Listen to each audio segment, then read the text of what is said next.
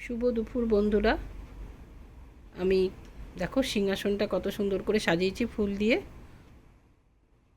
এই আমাদের বাড়ির গাছের জবা।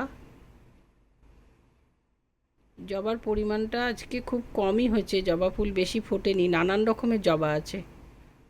তো যেইটুকুনি ফুটেছে যেগুলো সেগুলোই দেখালাম।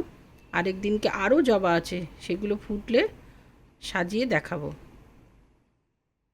দেখো কত সুন্দর লাগছে।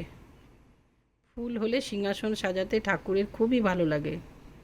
কিন্তু যদি বাড়িতে গাছ না থাকে, ফুল গাছ না থাকে, তাহলে তো সবার বাড়িতে তো আর গাছ নেই, সম্ভবও হয় না সাজানো।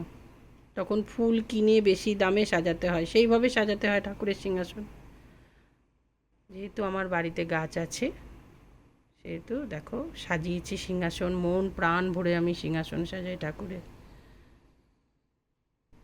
দেখছো কত সুন্দর লাগছে।